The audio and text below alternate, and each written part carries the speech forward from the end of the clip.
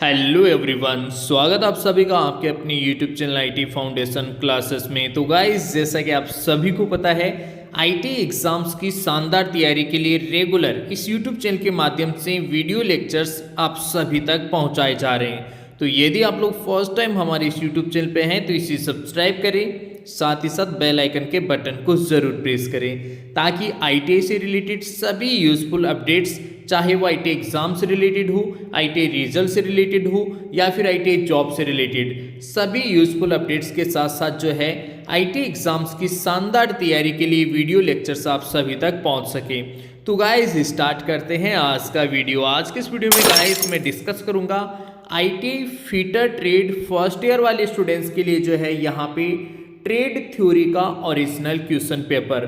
तो जितने भी students IT first year fitter trade वाले हैं वो सभी इस वीडियो को एंड तक जरूर देखेगा ताकि गाइज आप सभी का जो है आईटी एग्जाम्स की शानदार तैयारी हो सके और इन आईटी एग्जाम्स में आप लोग अच्छे मार्क्स हासिल कर सको।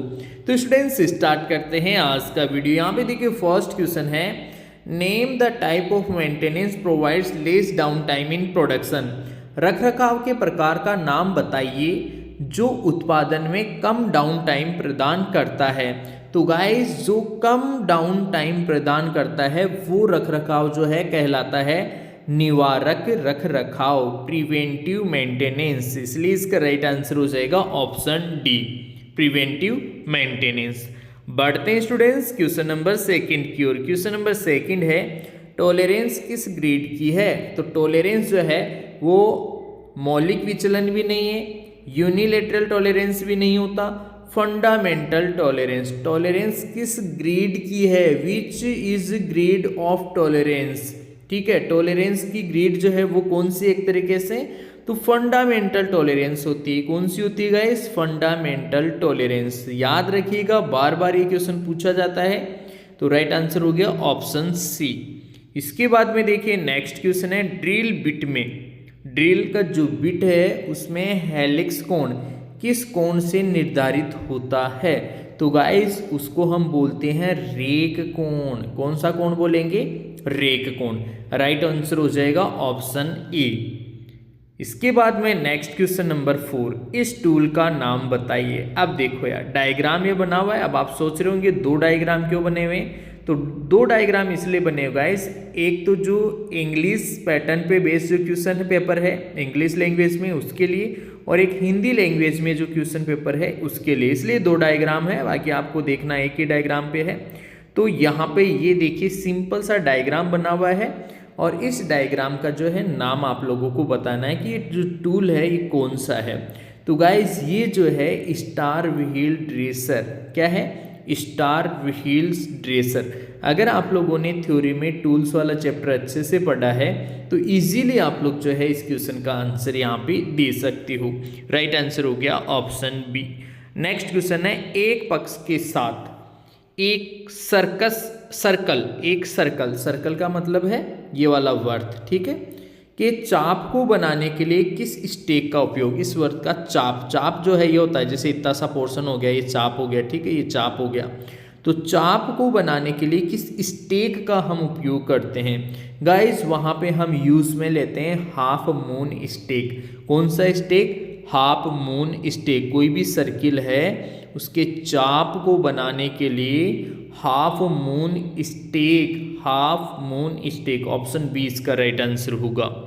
Next question number 6, sheet metal work में स्टेक का क्या उपयोग है। सीट मेटल वर्क में जो स्टेक होता है, स्टेक उसका उपयोग क्या है। तो स्टेक तो आपको जनरली पता ही होगा, सपोर्टिंग पीस होता है, सपोर्ट देता है, एक तरीके से सहारा देता है, ठीक है। तो यहाँ पे राइट आंसर हो जाएगा सपोर्टिंग पीस, ऑप्शन डी इसका करेक्ट आंसर हो जाएगा। बढ़ते हैं स्टूडेंट्स नेक्स्ट क्वेश्चन की ओर, इस फिट का नाम क्या है। यहाँ पे देखिए यार डायग्राम बना हुआ है और डायग्राम को देख के आप लोगों को बताना है कि इस फिट का क्या नाम है, ठीक है। जॉब से रिलेटेड जो चैप्टर है उस वहाँ से काफ़ी बढ़िया प्यारा सा क्वेश्चन पूछा गया है, इस फिट का क्या नाम है। तो क्लियरेंस फिट जो है इसका राइट आंसर हो जाएगा। कौन सा फिट है ये, क्लियरेंस फिट, ठीक है, क्लियरेंस फिट इसका राइट आंसर हो जाएगा option B. Next question, telescoping gauge. कौन सा गेज, टेलीस्कोपिंग गेज। तो देखो यार, जितने भी आपके गेज है ना, उन सभी गेज में से कोई ना कोई एक गेज का क्वेश्चन आपसे हमेशा पूछा जाता है। तो सारे के सारे जो गेज है ना, उनको आप अच्छे से पढ़ लीजिएगा, ठीक है। टेलीस्कोपिक गेज से क्या नापा जाता है? टेलीस्कोपिंग गेज जो है उससे हम क्या नापते हैं? किसको मापते हैं भाई? उससे हम मापते हैं जैसे कोई होल्स हो, कोई स्लोट टाइप की चीज़ हो, ठीक है, उनको हम रेसेस, एक तरीके से कोई दरार वगैरह हो, ठीक है, उन चीज़ों को जो है हम वहाँ मेज़र करते हैं। तो कौन से ऑप्शन में देखो, छिद्र, size of hole, slot, recess, ठीक है, इन चीज़ों को मापते हैं हम टेलीस्कोपिंग गेज से। टेलीस्कोपिक इंग्लिश में बोलेंगे, हिंदी में यहाँ पे टेलीस्कोपिंग बोला गया है, ठीक है। तो इस गेज से हम छिद्र, स्लोट या रेसेस को मापते हैं। ऑप्शन 20 का राइट आंसर हो जाएगा। नेक्स्ट क्वेश्चन है, कौन सी मार्किंग मीडिया मशीन से तैयार सतहों पर स्पष्ट रेखाएं प्रदान करती है? कौन सी मार्किंग मीडिया मशीन से तैयार सतहों पर स्पष्ट रेखाएं प्रदान करती है? स्पष्ट रेखाएं, उसे बोलते हैं पर्शियन ब्लू। क्या बोलते हैं? Persian blue. राइट आंसर हो जाएगा ऑप्शन डी। राइट आंसर हो गया ऑप्शन डी। नेक्स्ट क्वेश्चन है, चित्र में अक्ष जो चिन्हित भाग है उसको बताना है। देखो यार, ये बोल रहा है अक्ष के रूप में चिन्हित भाग। अब ये रहा अक्ष, ठीक है। दो डायग्राम बने हुए हैं। दो डायग्राम इसलिए बने हुए, मैंने ऑलरेडी बता दिया आपको, एक इंग्लिश लैंग्वेज का पेपर और एक हिंदी लैंग्वेज का पेपर है यहाँ पे। हालांकि लैंग्वेज जो है कईयों के कन्नड़, तेलुगु, ठीक है, मराठी, वो लैंग्वेजेस भी आती है। तो यहाँ पे अक्ष वाला जो पार्ट है ना, ये है एनविल। क्या है? एनविल। इसको निहाई कहते हैं। क्या कहते हैं गाइस? निहाई। अब देखो, ध्यान देना एक बार आप लोग, ठीक है। यहाँ पे ये है आप लोगों का माइक्रोमीटर, ठीक है। इस माइक्रोमीटर के जितने भी भाग है, इस भाग को क्या कहते हैं, इस भाग को क्या कहते हैं, इस भाग को क्या कहते हैं, ठीक है, इस भाग को क्या कहते हैं, इन सभी भागों का नाम याद रख लेना। इन सभी भागों से रिलेटेड जो है आपसे क्वेश्चन पूछा जाएगा। यहाँ पे फिलहाल जो है एक्स ये पूछा गया था, एक्स, तो ये क्या है? ये एनुअल है, निहाई है, ठीक है। जैसे लॉकिंग लेवर कौन सा है, स्पिंडल कौन सा है, फ्रेम कौन सा है, अब जैसे ये फ्रेम है, ठीक है। तो ऐसे सारे जो पार्ट हैं, उन सभी पार्ट्स को आप लोग जो है याद रख लेना, सभी भागों को जो है अच्छे से याद रखना। हाँ, फिलहाल यहाँ पे एक्स जो पूछा गया था, एक्स को जो है एनुअल, निहाई हम कहते हैं, ठीक है। राइट आंसर हो गया ऑप्शन सी। नेक्स्ट क्वेश्चन है, एंगल प्लेट में रिब्स क्यों प्रदान किया जाता है? एंगल प्लेट में रिब्स क्यों प्रदान करते हैं? जो एंगल प्लेट होती है उसमें रिब्स हम प्रदान करते हैं विकृति को रोकने के लिए। किसको रोकने के लिए? विकृति, प्रिवेंट डिस्टोर्शन। डिस्टोर्शन मतलब विकृति, विकृति को रोकने के लिए हम यूज करते हैं। तो राइट आंसर हो गया ऑप्शन ए। नेक्स्ट क्वेश्चन इसके बाद में, एक्स के रूप में चिन्हित भाग को बताओ। अब देखो यहाँ पे ये डायग्राम बना हुआ है और यहाँ पे जो है एक्स के रूप में चिन्हित भाग जो है इसके बारे में पूछ रहा है। तो ये क्या है? सेफ्टी प्लग है यार, ये तो कोई भी बता देगा, सेफ्टी प्लग है। इजी सा क्वेश्चन था ये। नेक्स्ट क्वेश्चन देखो, ग्रोवर का उद्देश्य क्या होता है?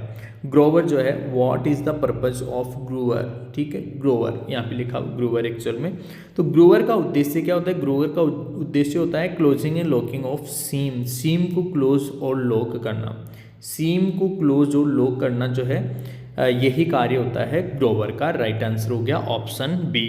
नेक्स्ट क्वेश्चन देखो, मोटी सीड्स को काटने के लिए प्रयुक्त उपकरण कौन सा है? मोटी मोटी सीड्स है, उसको काटने के लिए कौन से उपकरण का यूज करते हैं? उसके लिए हम यूज करते हैं लीवर सीयर्स, ठीक है। किसका यूज करते हैं? लीवर सीयर्स, ठीक है, इसका हम यूज करते हैं। तो राइट आंसर हो गया ऑप्शन ए।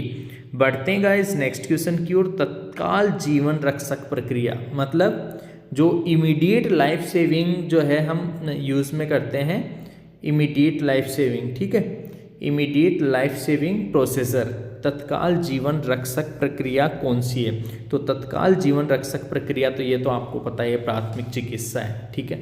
ये तो कोई भी बता देगा इसका आंसर। प्राथमिक चिकित्सा मतलब जैसे दुर्घटना घटी तुरंत जो उपचार दिया जाता है उसको बोलते हैं प्राथमिक चिकित्सा। ऑप्शन ए इसका राइट आंसर हो जाएगा। नेक्स्ट क्वेश्चन है, रिवेट के निर्माण के लिए उपयोग की जाने वाली सामग्री क्या है? रिवेट के निर्माण के लिए उपयोग की जाने वाली सामग्री जो है उसे हम बोलते हैं माइल्ड स्टील। क्या बोलते हैं स्टूडेंट्स? Mild steel. रिवेट जो बने होते हैं ना, परमानेंट जोड़ बनाने के लिए हम रिवेट का यूज़ करते हैं, परमानेंट जोड़ के लिए, ठीक है। अलग अलग प्रकार के रिवेट होते हैं। तो रिवेट की जो सामग्री होती है वो क्या होती है? Mild steel. क्या होती है स्टूडेंट्स? Mild steel. ऑप्शन है इसका राइट आंसर हो जाएगा। नेक्स्ट क्वेश्चन देखो, पाउडर, क्या चीज़ बोल रहा है ये? पाउडर मेटलर्जी टेक्निक द्वारा कौन से टूल सामग्री का निर्माण किया जाता है? Which tool material are manufactured by powder metallurgy technique. तो पाउडर मेटलर्जी टेक्निक द्वारा कौन सी टूल सामग्री का निर्माण किया जाता है? कौन सी सामग्री का यूज करते हैं हम गाइस? कार्बीज। किसका? कार्बीज, ठीक है, कार्बाइड बोलेंगे, कार्बाइड्स, ठीक है, कार्बाइड्स। राइट आंसर हो जाएगा ऑप्शन डी। ऑप्शन डी जो इसका राइट आंसर हो जाएगा। नेक्स्ट क्वेश्चन है, screw thread micrometer. Screw thread micrometer में उपयोग किए जाने वाले तार के आकार का चयन करें। स्क्रू थ्रेड माइक्रोमीटर में उपयोग किए जाने वाले तार के आकार का चयन करें। तो तार के आकार का जो चयन है वो जाएगा टाइप और पिच को मापा जाना चाहिए। टाइप और पिच को मापा जाना चाहिए। राइट आंसर हो जाएगा ऑप्शन सी। नेक्स्ट क्वेश्चन है, लोहे में कौन सा सबसे शुद्ध है? लोहे में देखो यार, पिग आयरन नहीं, ग्रे नहीं, पिटवा लोहा, कच्चा लोहा ये भी नहीं, इससे भी ज़्यादा शुद्ध होता है पिटवा लोहा, ठीक है। तो सबसे शुद्ध कौन सा है? रॉट आयरन, ठीक है। राइट आंसर हो जाएगा ऑप्शन सी, पिटवा लोहा, इंग्लिश में बोलते हैं रॉट आयरन, ठीक है। नेक्स्ट क्वेश्चन देखो, रिवेटिंग। ये रिवेट है, आपको पता है यार, ये तो देखो रिवेटिंग हो रही है, ठीक है। इस रिवेटिंग में एक्स जो है ना, इसको क्या कहेंगे? एक्स रूप में चिन्हित उपकरण क्या है? एक्स रूप में चिन्हित जो उपकरण है वो क्या है? अब दो डायग्राम यहाँ पे बने हुए हैं, दो में से डायग्राम एक को ही देखना है आप लोगों को, ठीक है। तो जो एक्स है वो एक्चुअल में क्या है? वो है कॉकिंग टूल। क्या है? कॉकिंग टूल, ठीक है। इस टूल को हम बोलते हैं कॉकिंग टूल। राइट आंसर हो जाएगा option C. Next question, thread के अक्ष के रूप में चिन्हित तत्व का नाम क्या है? थ्रेड के अक्ष के रूप में चिन्हित तत्व का नाम क्या है? ये देखो, अक्ष इस और इसके बीच की दूरी को बता रहा है एक्स, ठीक है। तो इसका नाम क्या है? इसका नाम होता है गाइज पिच। इसको क्या बोलते हैं? पिच बोलते हैं। क्या बोलेंगे? पिच बोलेंगे। राइट आंसर हो जाएगा ऑप्शन ए। बहुत इजी सा क्वेश्चन है। थ्रेड का जो है जनरली जो है चूड़ियों से रिलेटेड ये क्वेश्चन आपसे पूछा जाता है। तो पिच जो है इसका राइट आंसर हो जाएगा। नेक्स्ट क्वेश्चन देखो, तीन जबड़ा चक का दोष क्या है? जो तीन जबड़ा चक होता है, द डीमेरिट ऑफ थ्री जा चक, तीन जबड़ा चक का मुख्य दोष क्या होगा? उसका मुख्य दोष होता है गाइस बेलनाकार और हेक्सागोनल कार्य की एक विस्तृत श्रृंखला को पकड़ा जा सकता है। A wide range of cylindrical hexagonal work can be held, ठीक है। तो ये इसका राइट आंसर हो जाएगा ऑप्शन ए। नेक्स्ट क्वेश्चन इसके बाद में, वेल्डिंग करते समय सिलेंडर की चाबियों को सिलेंडर से क्यों नहीं हटाया जाता? बहुत बढ़िया क्वेश्चन है। वेल्डिंग करते समय सिलेंडर की चाबियों को सिलेंडर से क्यों नहीं हटाते भाई? आग के मामले में जल्दी से बंद करने के लिए, ठीक है, इसीलिए चाबियां वहीं पे रखी जाती है। तो राइट आंसर हो जाएगा आग के मामले में जल्दी से बंद करने के लिए। ऑप्शन ए इसका राइट आंसर हो जाएगा। नेक्स्ट क्वेश्चन देखो, आकार की निचली सीमा क्या है? यहाँ पे देखो यार, ये बना हुआ है, ये ऊपरी सीमा, ये सीमा, ठीक है। यहाँ पे निचली सीमा क्या है? तो निचली सीमा जो है वो है गाइस 25 mm। क्या है? 25 mm। यदि आयाम है, आयाम यह है, तो इस कंडीशन में निचली सीमा बतानी है। तो निचली सीमा जो है वो जाएगी guys option B, right answer 25 mm। Next देखो, एक्स चिन्हित भाग का नाम क्या है? एक्स चिन्हित भाग, अब ये डायग्राम बने हुए हैं, ठीक है। एक्स चिन्हित भाग का नाम आपको बताना है। एक्स यहाँ पे दिख रहा होगा आपको, ये एक्स बना हुआ है। इस भाग को क्या कहेंगे? इसको बोलेंगे क्राउन व्हील। ये देखो, ये ऐसे बना हुआ है ना, ये क्राउन व्हील है। क्या है? Crown wheel. तो राइट आंसर हो जाएगा अपना ऑप्शन डी। राइट आंसर हो गया ऑप्शन डी। नेक्स्ट क्वेश्चन है, what are the 3 factors causes fire? हाँ, आग लगने के 3 फैक्टर कौन से होते हैं? देखो, ईंधन होना चाहिए, हीट होना चाहिए और ऑक्सीजन होना चाहिए। बिना ऑक्सीजन के आग नहीं लग सकती, बिना फ्यूल के भी नहीं लगेगी और बिना हीट के मतलब उष्मा के भी नहीं लगेगी। तो ये तीनों चीज़ तो होनी ही होनी चाहिए, तभी जाके आग लग पाएगी, ठीक है। राइट आंसर हो जाएगा option D. Next question, arc welding के दौरान ध्वनि प्रभाव, आर्क वेल्डिंग के दौरान ध्वनि प्रभाव क्यों गुनगुनाते हैं? Why humming sound effect during arc welding. Arc welding के दौरान क्या होता है? हमिंग साउंड होता है। हमिंग साउंड का मतलब है भनभनाट की आवाज़। वो क्यों होती है?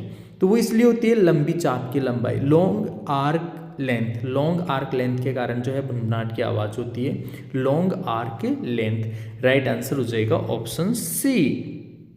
नेक्स्ट क्वेश्चन देखो, मासिक स्नेहन के लिए आवर्ती रंग क्या है? मासिक स्नेहन के लिए आवर्ती रंग क्या है? What is the frequency colour for monthly lubrication? Monthly lubrication जो यूज में लोगे ना, what is the frequency colour, उसका फ्रीक्वेंसी कलर क्या होगा? तो उसको रेड होगा। क्या होगा भाई? रेड होगा। राइट आंसर हो गया ऑप्शन सी। नेक्स्ट क्वेश्चन, जैविक कंपाउंड्स में मटेरियल को तोड़ने की प्रक्रिया क्या है जिसे खाद के रूप में इस्तेमाल किया जाता है? ये तो आपको पता है यार, खाद के रूप में कंपोस्टिंग प्रक्रिया है, जिससे गोबर वगैरह सड़ गल के जो है कंपोस्ट खाद में बदल जाता है, कंपोस्टिंग कहलाता है। राइट आंसर हो गया ऑप्शन ए।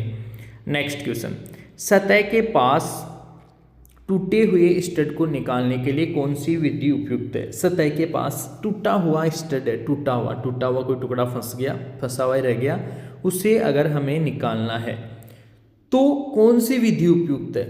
उसके लिए हम प्रिक पंच विधि का यूज करेंगे। कौन सी विधि? प्रिक पंच मेथड, प्रिक पंच विधि उसे बोलेंगे। राइट आंसर हो जाएगा ऑप्शन बी। नेक्स्ट क्वेश्चन देखो, ड्रिलिंग मशीन में कौन सा भाग विभिन्न गति प्राप्त करने के लिए है? ड्रिलिंग मशीन में कौन सा भाग विभिन्न गति प्राप्त करने के लिए है? तो कौन सा भाग है? स्टेप्ड पुली। स्टेप पुली कौन सा भाग है भाई? स्टेप पुली। ऑप्शन डी इसका राइट आंसर हो जाएगा। नेक्स्ट क्वेश्चन देखो, गैस काटने की मशीन द्वारा किस प्रकार की प्लेट एज तैयारी का उत्पादन किया जाता है? गैस काटने की मशीन द्वारा किस प्रकार की प्लेट एज तैयारी का उत्पादन किया जाता है? तो किस तरीके का उत्पादन किया जा रहा है यहाँ पे जो है? इसका राइट आंसर हो जाएगा single bevel with root face. Right answer क्या हो जाएगा? जड़ चेहरे के साथ एकल बेवेल। जड़ चेहरे के साथ एकल बेवेल। राइट आंसर हो जाएगा ऑप्शन डी। नेक्स्ट क्वेश्चन है साथियों, असेंबली तकनीक में डोवेल का उपयोग क्या है? असेंबली तकनीक में डोवेल का उपयोग क्या है? असेंबली तकनीक में डोवेल का उपयोग क्या है? तो असेंबली तकनीक में डोवेल का उपयोग जो है वो होता है दो या दो से अधिक भागों की सटीक स्थिति। राइट आंसर हो गया ऑप्शन सी, दो या दो से अधिक भागों की सटीक स्थिति। नेक्स्ट क्वेश्चन देखो, इस वर्नियर बेवेल प्रोटेक्टर की रीडिंग क्या है? ये वर्नियर बेवेल प्रोटेक्टर है और इसकी रीडिंग आपको बताना है। इसकी रीडिंग क्या है? तो इसकी रीडिंग जो है वो है guys 41 degree 50 inch. 41 degree 50 inch. Right answer हो गया ऑप्शन ए। ऑप्शन ए ठीक है, इसका राइट आंसर हो गया। नेक्स्ट क्वेश्चन देखो, क्रेस्ट से रूट तक की ऊर्ध्वाधर दूरी कौन सी है? क्रेस्ट से रूट तक की जो ऊर्ध्वाधर दूरी होती है उसको बोलते हैं डेप्थ, गहराई। उसको क्या बोलते हैं गाइस? गहराई बोलते हैं, डेप्थ बोलते हैं। राइट आंसर हो गया ऑप्शन ए। नेक्स्ट क्वेश्चन देखो, बेकार कागज अलगाव के डिब्बे बीन्स का कलर कोड क्या है? उसका कलर कोड होता है गाइस ब्लू, नीला। कौन सा होता है कलर कोड? ब्लू, ये नीला जो है हम उसे ठीक है उसका कलर कोड होगा। नेक्स्ट देखो, नेक्स्ट क्वेश्चन है, गैस काटने की मशीन में भाग एक्स का नाम। अब ये गैस काटने की मशीन है और इसमें भाग एक्स का नाम आपसे पूछा है, इस एक्स का नाम आपसे पूछा है, तो इसको हम बोलते हैं स्पीड कंट्रोलर। क्या बोलते हैं? Speed control. ठीक है, गति नियंत्रण स्विच है एक तरीके से। तो राइट आंसर हो जाएगा ऑप्शन बी। ऑप्शन बी इसका राइट आंसर हो जाएगा। नेक्स्ट और इस पेपर का ये लास्ट क्वेश्चन ठीक है, ट्विस्ट ड्रिल में क्लीयरेंस एंगल का उद्देश्य क्या है? जो ट्विस्ट ड्रिल होता है उसमें क्लीयरेंस एंगल का उद्देश्य क्या होता है? क्लीयरेंस एंगल का उद्देश्य होता है गाइस ड्रिल के किनारों के घर्षण को रोकना। ड्रिल के किनारों के घर्षण को रोकना। राइट आंसर हो जाएगा ऑप्शन ए। राइट आंसर हो जाएगा ऑप्शन ए। इसके बाद में हम देखने वाले हैं वर्कशॉप कैलकुलेशन साइंस के क्वेश्चन आंसर। फर्स्ट क्वेश्चन देख रहे होंगे, what is the square root of 529? 529 का वर्गमूल क्या होगा? तो आपको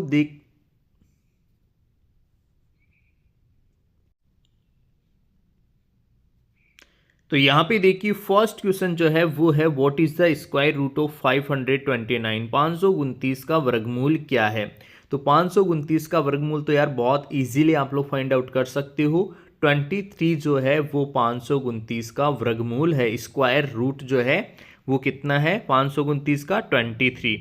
नेक्स्ट क्वेश्चन है पानी का क्वथनांक क्या है। अब देखो यार दो चीज़ें होती है, एक होती है पानी का गलनांक। तो पानी का गलनांक तो 0 डिग्री सेल्सियस होता है, और पानी का क्वथनांक, क्वथनांक का मतलब उस तापमान पर जिस पर पानी उबलने लग जाए उसको बोलते हैं पानी का क्वथनांक। ठीक है, इसे हम इंग्लिश में बोलते हैं बॉइलिंग पॉइंट। तो पानी का क्वथनांक जो है वो होता है 100 डिग्री सेल्सियस। 100 डिग्री सेल्सियस पे जो है पानी उबलने लग जाता है। नेक्स्ट क्वेश्चन है what is the ratio of output to power input, power output to power input. अब देखो समझना यार, ये फॉर्मूला जो है सभी मशीनों के लिए लगता है, आउटपुट बटा इनपुट। और ये जो फॉर्मूला है ये होता है एफिशिएंसी का, जिसे हम हिंदी में बोलते हैं दक्षता। अब यहाँ पे कार्य होगा नहीं, दक्षता सेकंड ऑप्शन में लिखा हुआ है। तो एफिशिएंसी या दक्षता जो है आउटपुट बटे इनपुट, ये जो रेशियो है इसको हम दक्षता कहते हैं, एफिशिएंसी कहते हैं। ऑप्शन 20 का राइट आंसर हो जाएगा। नेक्स्ट क्वेश्चन है ऊष्मा की एसआई इकाई क्या है। ऊष्मा की what is the SI unit of heat. Heat की एसआई यूनिट क्या है, तो हीट की एसआई यूनिट होती है जूल। राइट आंसर हो गया ऑप्शन बी। नेक्स्ट क्वेश्चन है किसी पदार्थ के द्रव्यमान प्रति इकाई आयतन को क्या कहेंगे। द्रव्यमान प्रति इकाई आयतन को हम बोलते हैं घनत्व। और यहाँ पे देखिए घनत्व का सूत्र मैं आप लोगों को बताना चाहूँगा, ये होता है द्रव्यमान बटा आयतन, द्रव्यमान बटे आयतन। तो जो है ये घनत्व का फॉर्मूला होगा, यही हमसे पूछा गया था यहाँ पे। राइट आंसर हो गया ऑप्शन ए। नेक्स्ट और इस पेपर का लास्ट क्वेश्चन आप सभी को पता होना चाहिए, वर्कशॉप कैलकुलेशन साइंस के केवल 6 क्वेश्चन जो है आपके आईटीआई फर्स्ट ईयर में पूछे जाते हैं। तो लास्ट क्वेश्चन जो है वो है किस तापमान पर कोई ठोस द्रव में पिघलता है। ठोस जो है द्रव में, ठोस द्रव में जो है वो कन्वर्ट होता है, उसको बोलते हैं हम गलनांक। क्या बोलते हैं, गलनांक, ये वाला। ठीक है, गलनांक। इसके अलावा एक देखो होता है क्वथनांक। क्वथनांक में क्या होता है, द्रव जो है वो गैस में चला जाता है, गैस में, और वो होता है क्वथनांक। ठीक है, तो गलनांक क्या होता है, ठोस से द्रव में जाना, ठोस से द्रव में जाना। द्रव से गैस का पूछे तो फिर आएगा क्वथनांक। ठीक है, इस तरीके से देखिए इजी से, बहुत ही सिंपल से आपसे जो है वर्कशॉप कैलकुलेशन साइंस के क्वेश्चन पूछे जाते हैं। आप लोग जो इन सभी क्वेश्चंस को जो है अच्छे से तैयार कर लीजिए। अब इसके बाद में हम लोग देखने वाले हैं इंजीनियरिंग ड्राइंग के क्वेश्चन आंसर। तो जितने भी कैंडिडेट्स आईटीआई फर्स्ट ईयर वाले हैं वो सभी इस वीडियो को एंड तक जरूर देखेगा, ताकि गाइस आप लोगों को पता चल सके कि आईटीआई फर्स्ट ईयर में किस तरह के क्वेश्चंस आपसे पूछे जाते हैं। तो साथियों स्टार्ट करते हैं आज का वीडियो। फर्स्ट क्वेश्चन है identify the conventional symbol of material. ये जो सिंबल यहाँ पे बना हुआ है ये कौन से मटेरियल के लिए बना हुआ है, कौन सी सामग्री के लिए बना हुआ है। तो यहाँ से देखिए एक क्वेश्चन जनरली हर बार पूछा जाता है, ये सिंबल यहाँ पे बना हुआ है और किसका बना हुआ है ये आपको बताना है। ऑप्शन में दे रखा है ग्लास, स्टील, लकड़ी और कंक्रीट। तो यहाँ पे देखिए ये जो सिंबल बना हुआ था ये बना हुआ था ग्लास का, कांच का। ठीक है, स्टील का जो है मैं आपको बताना चाहूँगा, स्टील का जो है इस तरह से होता है, ऐसे लाइनें स्टील। लकड़ी का जो है वो थोड़ा सा इस तरह से होता है, यहाँ पे ऐसे राउंड शेप में थोड़ी सी जो है ऐसे लाइंस बनी होंगी, वो लकड़ी का होगा। और कंक्रीट का जो है वो इस तरह से होता है, यहाँ पे त्रिभुजाकार ऐसे जो है सीमेंट कंक्रीट टाइप के जो है यहाँ पे ऐसे बने होंगे। ठीक है, ये होता है कंक्रीट का। तो कन्वेंशन सिंबल्स जो है वहां से एक क्वेश्चन 100% आपसे पूछा जाएगा। फिलहाल यहाँ पे जो पूछा गया था वो था ग्लास, कांच का। ठीक है, नेक्स्ट क्वेश्चन देखो, सामग्री के पारंपरिक प्रतीक को पहचाने। अभी देखो मैंने आप लोगों को बताया था कि ऐसे त्रिभुजाकार जो है वो कंक्रीट का होता है। यहाँ पे देखिए ये जो है इस क्वेश्चन का राइट आंसर है कंक्रीट। ये जो पारंपरिक कन्वेंशन सिंबल जो है वो स्टील का भी नहीं है, किसका है, कंक्रीट। कंक्रीट का जो है ये सिंबल यहाँ पे बना हुआ है। ग्लास का भी देख ही लिया आपने, लकड़ी का मैंने अभी आप लोगों को बताया था। ठीक है, तो इस तरीके से जो है कन्वेंशन सिंबल्स काफ़ी ज़्यादा इंपॉर्टेंट है गाइस। फर्स्ट ईयर वाले सभी स्टूडेंट्स जो है कन्वेंशन सिंबल्स को तो स्पेशली आप लोग जो है कंटेस्ट करके जाना, अच्छे से तैयार करके जाना, ताकि आईटी एग्जाम्स में किसी प्रकार की कोई प्रॉब्लम ना हो। नेक्स्ट देखो, मानक के अनुसार कौन सा तीर शीर्ष सही है? कौन सा तीर शीर्ष सही है? ऑप्शन ए में बना हुआ है, ऑप्शन बी में बना हुआ है। हाँ, यहाँ पे एक चीज़ मैं आप लोगों को बताना चाहूँगा। आप लोग सोच रहे होंगे कि दो दो सिंबल क्यों बने हुए हैं। तो एक तो इंग्लिश लैंग्वेज में पेपर है इसलिए एक है, दूसरा हिंदी लैंग्वेज में भी है इसलिए यहाँ पे दो सिंबल एक साथ बने हुए हैं। बाकी आप लोगों को नोटिस एक ही सिंबल को करना है, एक, राइट। और ऑप्शन सी, ऑप्शन डी जो है यहाँ पे ये बना हुआ है, ऑप्शन डी। अब देखो यार, आप लोग सोच रहे होंगे कि सर यही सही क्यों है, बाकी सही क्यों नहीं है। तो मैं आप लोगों को बताना चाहूँगा एक्चुअल में यहाँ पे इसकी ये जो चौड़ाई है और ये जो ऊंचाई है, इसका अनुपात एक्चुअल में 1:3 रखा जाता है। अब आप मेरे को बताओ यार, इसमें ये और ये क्या 1:3 है क्या? ये तो ऐसे बराबर से ही लग रहे हैं। यहाँ पे देखने पे लग रहा है कि हाँ, ये वाली जो है वो 1 है तो इसका 3 गुना इसकी लंबाई है। ये चौड़ाई है और ये लंबाई है। तो जो तीर बनाया जाता है ना, उसकी चौड़ाई और लंबाई का अनुपात 1:3 रखा जाता है। इसीलिए देखिए यहाँ पे ये वाला ऐसे, फिर इसके बाद में ये थोड़ा बड़ा आएगा। तो ये जो एक्चुअल में तीर जो है वो एक तरीके से सही तीर माना जाएगा। तीर का निशान जो है वो सही यही माना जाएगा। इसीलिए यहाँ पे राइट आंसर हो जाएगा ऑप्शन डी। राइट आंसर होगा ऑप्शन डी। आई होप कि आप लोगों को समझ में आया होगा। फिर भी अगर नहीं समझ में आया तो एक बार आप लोग जो है कमेंट सेक्शन में कमेंट करके जरूर बताइएगा, ठीक है। नेक्स्ट देखो, लाइन बी को पहचाने। यहाँ पे जो है ये लाइंस बनी हुई है और लाइन बी को आप लोगों को पहचानना। अब यहाँ पे भी देखो दो डायग्राम आपको मिलेंगे, क्योंकि एक इंग्लिश लैंग्वेज के लिए और एक हिंदी लैंग्वेज के लिए। अब यहाँ पे जो है बी ये रही बी। इस बी लाइन को आपको पहचानना है कि बी लाइन एक्चुअल में है क्या।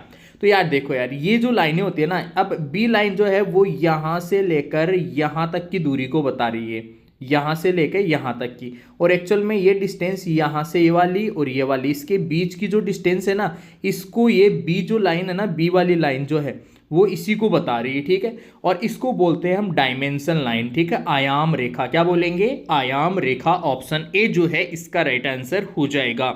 इसके बाद में देखो नेक्स्ट क्वेश्चन है, उपकरण का नाम पहचाने। अब यहाँ पे देखो यार, ये हैंड टूल्स में से एक क्वेश्चन है और हैंड टूल्स में से आपके फर्स्ट ईयर में भी क्वेश्चन आएगा, सेकंड ईयर में भी क्वेश्चन आएगा। और ये सिंपल सा क्वेश्चन आपसे पूछा गया है। ये तो बॉल पिन हैमर है, देखते ही कोई भी बता देगा। जिसने भी हैंड टूल्स पढ़ रखे हैं वो इजीली जो है इस क्वेश्चन का आंसर दे सकता है। और हैंड टूल्स में से जो है एक क्वेश्चन जनरली आप लोगों से पूछा ही जाता है। तो आप लोग जो है इसको कंफर्म कर लीजिए, जितने भी हैंड टूल्स है सारे के सारे हैंड टूल्स की पहचान करना आप लोगों को आना चाहिए। तो यहाँ पे बॉल पिन हैमर जो है ये यहाँ पे इसका डायग्राम है। क्रॉस पिन हैमर अलग होता है, सीधा स्ट्रेट पिन हैमर जो है वो भी अलग होगा और स्लेज हैमर जो है वो भी अलग होता है। तो बॉल पिन हैमर का जो है ये डायग्राम यहाँ पे बना हुआ था। इसके बाद में देखो नेक्स्ट क्वेश्चन, चित्र में दिए गए उपकरणों के नाम की पहचान करें। अब ये चित्र बना हुआ है और इस उपकरण का नाम आप लोगों को बताना है। यार इस उपकरण का नाम तो कोई भी बता देगा। आप लोग जब छोटे फर्स्ट सेकंड क्लास में थे तब से इस उपकरण का यूज कर रहे होंगे, ठीक है। इसको हम चांदा बोलते हैं, इंग्लिश में हम इसे बोलते हैं प्रोटेक्टर, ठीक है। टी स्क्वायर ऐसा नहीं होता भाई, टी स्क्वायर तो आपको पता होगा ऐसा होता है टी स्क्वायर, ठीक है। फ्रेंच कर्व भी जो है वो अलग होते हैं। फ्रेंच कर्व ऐसे होते हैं, उनके बीच में जो है बहुत सारे कर्व बने होते हैं, ठीक है, वो फ्रेंच कर्व होते हैं। सेट स्क्वायर जो है वो भी ये जो टी स्क्वायर होता है एक तरीके से ऐसा ही सेट स्क्वायर होता है, गुणिया जिसे हम बोलते हैं। अब यहाँ पे देखो ऑप्शन डी में लिखा हुआ है आपका, जो इसका एक्चुअल नाम है चांदा, प्रोटेक्टर, ठीक है। प्रोटेक्टर चांदा इसको हम बोलते हैं। और एंगल्स, कोण का मेजरमेंट करने के लिए, कोण बनाने के लिए इसका हम यूज़ करते हैं। यहाँ पे देखिए ये कंप्लीट हो चुके हैं आपके 6 क्वेश्चन, जो आपके एक्चुअल में ओरिजिनल आपका जो सीबीटी एग्जाम हुआ था उसमें में पूछे गए थे। तो जितने भी आईटी फर्स्ट ईयर वाले स्टूडेंट्स हैं, ऐसे ही क्वेश्चन जो है मैं और लेकर आऊँगा, फिर से लेकर आऊँगा, ज़रूर लेकर आऊँगा। आप लोग जो है बस इस यूट्यूब चैनल से जुड़े रहिए, रेगुलर क्लासेस लेते रहिए। आपको और किसी प्रकार की कोई हेल्प चाहिए तो आप लोग कमेंट सेक्शन में कमेंट करके हमें बता सकते हैं। फिलहाल साथियों आज की इस वीडियो में इतना ही, मिलेंगे आपसे नेक्स्ट वीडियो में। तब तक के लिए आप सभी को बहुत बहुत धन्यवाद।